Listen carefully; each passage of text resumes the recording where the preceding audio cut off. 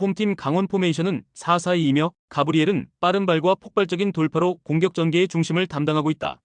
모재현은 침투 타이밍이 날카롭고 페널티 박스 안에서의 결정력도 꾸준히 위협적이며 서민우는 중원에서 수비 가담과 전환 템포를 동시에 책임지는 자원이다. 직전 경기에서 김대원이 상해 탈의 세레머니로 인해 경고 누적 퇴장을 당했지만 이상원, 김건희, 모재현 등 대체할 수 있는 공격 자원들이 다양하게 포진되어 있어 전력 공백은 제한적이다. 무엇보다 강원 홈에서의 경기력은 조직적 압박과 응원 분위기를 등에 업고 상승세를 타는 흐름이 반복되고 있다. 원정팀 대전 포메이션은 4-3-3이며 주민규는 득점 감각이 뛰어난 자원이지만 최근 동아시아컵 일본전에 출전한 이후 체력적으로 완전한 상태가 아니다. 정재인은 측면 전개에서 날카로운 크로스를 자주 시도하나 연결 이후 마무리 단계가 부재한 흐름이 이어지고 있으며 마사는 활동량은 많지만 공격 전개와 직접적인 득점 생산에서 인상적인 장면이 드문 상태다. 게다가 핵심 미드필더 구택이 퇴장 징계로 결정함에 따라 중원의 밸런스도 무너진 상황이다. 전체적으로 전방에서의 퍼포먼스가 떨어진 상태에서 경기 흐름을 전환시켜줄 자원이 보이지 않는다는 점이 가장 큰 리스크다. 강원은 빠르게 대체 조합을 구성해 흔들리지 않는 전술 흐름을 만들어냈고 홈 경기 분위기와 응집력까지 더해진 이번 일정에서 경기 주도권을 빼앗기지 않을 가능성이 크다. 대전은 퍼포먼스 리더의 체력 이슈, 조직 붕괴, 중원 공백까지 겹치며 전술적 한계가 드러나는 흐름이다. 이번 매치업은 흐름, 전력, 환경 모두 강원 쪽으로 기울어져 있으며 승리를 기대할 수 있는 적절한 타이밍이다. 홈팀 포항 포메이션은 4-4-2이며 이호재는 제공권과 포스트 플레이에서 중심을 잡아주고 있으며 조르지는 드리블과 공간 침투 타이밍이 뛰어나 측면에서 활기를 불어넣는 역할을 한다. 기성용은 FC 서울에서 전격 이적한 후 여름 휴식기를 통해 박태하 감독의 전술과 충분한 전술 호흡을 맞춘 상태다. 오베르단이 퇴장 징계로 결정하지만 기성용의 전술적 시야와 탈압박 능력이 중원의 공백을 효과적으로 커버해줄 가능성이 높다. 전체적으로 안정적인 볼 점유와 짧은 패스 중심의 전개가 잘 유지되고 있으면 수비라인도 하프라인을 넘지 않고 균형을 우선시하고 있다. 원정팀 전북 포메이션은 4-3-3이며 콤파뉴는 박스의 결정력과 제공권 싸움에서 중심축 역할을 수행하고 있다. 송민규는 측면에서 볼 간수 후 안쪽으로 파고드는 스타일이고 강상윤은 중원에서의 템포 조절과 연계 움직임이 부드럽다. 다만 현재 전진우가 영국 챔피언십 소속 웨스트브로미치 이적설로 구단과 갈등을 빚고 있는 상황이라 팀 내부적으로는 전술 외적 요소에서 불안 요소가 존재하고 있다. 전북이 이번 시즌 리그 1위를 달리고 있는 것은 분명하지만 최근 경기에서 결정력 부족과 체력 저하가 겹치며 마무리에서의 밀도가 떨어지는 모습이다. 포항은 기성용이 들어오며 전체적인 전개 구조가 무너지지 않고 안정적으로 이어지고 있다. 전북은 외부 변수와 전방 마무리의 기복 속에서 최근 들쑥날쑥한 퍼포먼스를 반복 중이다. 이번 매치업은 서로의 약점을 활용하기보다는 전술 구조 속에서 상대를 지우려는 흐름이 강하게 나타날 전망이다.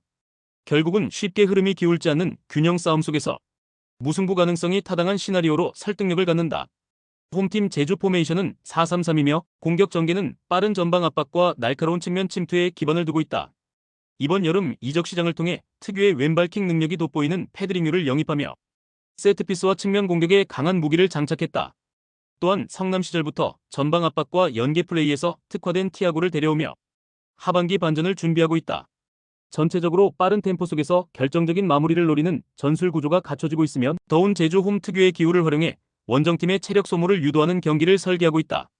원정팀 안양 포메이션은 3-5-2이며 중원 숫자를 앞세워 점유율을 가져가려는 전략을 구사하지만 핵심 자원이 결정하는 변수가 발생했다. 팀 내 가장 영향력이 컸던 외국인 공격수 마테우스가 퇴장 징계로 결정함에 따라 공격 전개축이 붕괴되었고 이로 인해 전방에서의 결정력과 연계 흐름 모두 급격히 둔화될 가능성이 높다. 게다가 여름 휴가철 제주 원정은 물리적 이동 자체가 큰 부담으로 작용하며 비행기 스케줄 조율 문제, 환경 변화, 체력 분산까지 복합적으로 악영향을 끼치는 패턴이 반복되고 있다. 이처럼 경기 외적인 요소가 퍼포먼스에 직접적인 영향을 미칠 수 있는 시점에서 안양의 흐름은 무거워질 수밖에 없다. 전체적인 전술 흐름은 물론 외부 변수까지 포함했을 때 이 경기는 이미 판이 기운 승부다. 홈팀은 준비가 되어 있고 원정팀은 무거운 짐을 안고 내려왔다. 중요한 건 전력이 아닌 그 전력을 소화할 수 있는 환경과 타이밍이다. 승부는 결국 그 격차에서 갈리게 될 것이다. 홈팀 전남 포메이션은 5-3-2이며 하남은 전방에서 움직임이 많지만 결정력은 다소 불안정하다. 알베르티는 볼 운반 능력과 페널티 박스 근처 연계에서 존재감을 보이지만 수비 가담에서 허점을 노출하고 있다. 발디비아는 탈압박과 볼 간수 능력은 좋지만 활동 범위가 좁아 중원 기동력에서는 아쉬움을 남긴다.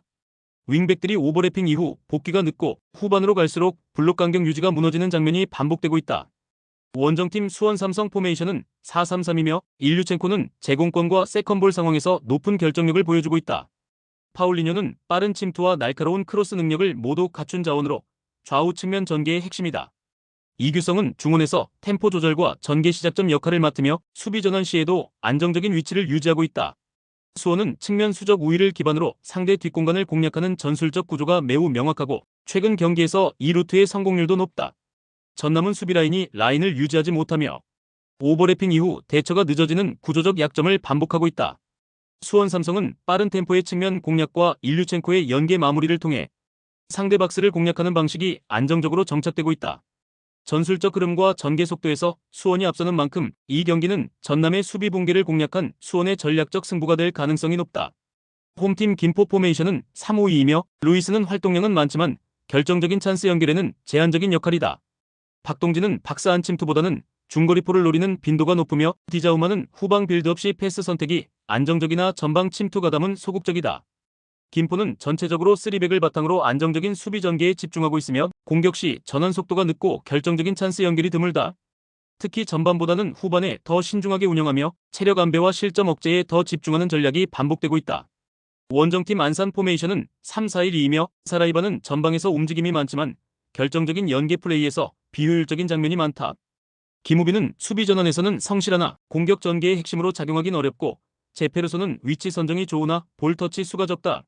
안산도 3백을 바탕으로 라인을 내린 형태의 수비를 자주 유지하고 있으며 속공보다는 점유율 유지에 집중하는 흐름이다.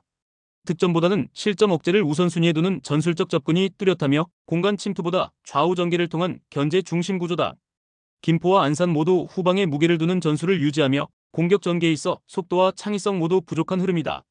득점 루트가 뚜렷하지 않고 전체적인 슈팅 시도 자체가 적은 만큼 전개 흐름이 점차 루즈해질 수밖에 없다. 양팀 모두 지지 않는 경기를 목표로 설정한 상황에서 이번 경기는 저득점 또는 무득점 흐름을 바탕으로 무승부에 가까운 그림이 예상된다. 홈팀 서울이랜드 포메이션은 4-4-2이며 아이데일은 전방에서 활동량이 많지만 슈팅 전환까지 연결되는 빈도가 낮다. 허용주는 측면에서 공을 지켜내는 능력은 있지만 마무리 선택이 반복적으로 아쉽고 에올레르는 탈압박 이후 페널티 박스 접근 속도에서 정체되는 장면이 잦다. 중원에서 템포를 끌어올릴 수 있는 자원이 부재하며 이선의 창의적인 플레이가 거의 나오지 않아 결정적인 찬스를 만들지 못하고 있다. 공격은 전개되나 최종 슈팅 시도 이전에 끊기는 흐름이 반복되며 경기 내내 답답한 흐름이 이어지고 있다. 원정팀 성남 포메이션은 4-4-2이며 후이즈는 전방 압박과 탈압박 시도에서 기복이 존재하고 이정빈은 볼을 오래 끌며 템포를 느리게 만드는 단점이 드러나고 있다. 프레이타스는 중원에서 점유율을 안정시키는 역할을 맡고 있지만 전진 패스 연결에서는 날카로움이 부족하다. 성남은 전체적으로 점유율 유지에는 능하나 박스 근처에서의 유효한 슈팅 연계가 거의 이루어지지 않으며 슈팅 횟수 자체가 적다. 전방 침투 타이밍도 일관성이 부족하고 수적 우위를 활용한 콤비 전개 역시 활발하게 이어지지 못하고 있다. 서울이랜드는 슈팅 전환을 만들어내지 못하고 있으며 성남도 볼을 점유할 뿐 결정적인 마무리 없이 경기를 이어가고 있다. 양팀 모두 체력적인 여유는 있지만 공격의 창의성과 연계 플레이는 반복적으로 막혀 흐름이 답답하다. 이 경기는 수비 조직력이 해체되지 않는 흐름 속에서 루즈한 템포로 이어질 가능성이 높고 결국 무득점 혹은 저득점의 무승부로 귀결될 수 있는 전형적인 그림이다. 홈팀 화성 포메이션은 4-4-2이며 박주영은 나이는 어리지만 페널티 박스 주변에서의 침착한 위치 선정이 뛰어난 자원이다. 김병호는 윙포워드로서 빠른 속도와 공간 침투 능력이 탁월하며 풀백 임창석과의 연계가 유기적으로 이루어지고 있다. 리마는 중원에서 활동량과 전방 전개 능력을 동시에 갖춘 자원으로 세컨볼 처리에서도 강점을 보인다. 특히 좌우 측면에 2인 전개가 가능해 상대 윙백 시스템을 압도할 수 있으며 박스 외곽에서의 크로스 빈도가 점점 높아지고 있다. 원정팀 부산 포메이션은 3-4-3이며 곤잘로는 측면에서 단독 전개를 시도하지만 압박 대응 시 탈압박 능력이 떨어지는 편이다. 페시는 전방에서 제공권을 담당하고 있지만 크로스 전달 빈도 자체가 낮아 연계 효율이 떨어지고 있다. 이동수는 역습 시 빠른 전개를 시도하나 수비 복귀 타이밍과 전술 간격 유지가 흔들리는 장면이 많다. 특히 측면에서 전성진, 박창호 단 2명이 너비를 커버하고 있어 수적 열세에 노출되며 측면 견제력에 명확한 허점이 발생하고 있다. 화성은 측면에서 수적 우위를 적극 활용하며 크로스 빈도와 공간 장악률 모두를 끌어올리고 있다. 반면 부산은 300 기반 전술로 인해 측면 대응 인원이 절대적으로 부족하고 오버래핑 후 수비 복귀 지연까지 겹쳐 위기를 반복하고 있다. 이 경기는 측면 전개에서의 주도권 싸움이 곧 전체 흐름을 좌우할 것이며 화성이 전술적으로 주도할 가능성이 매우 높다.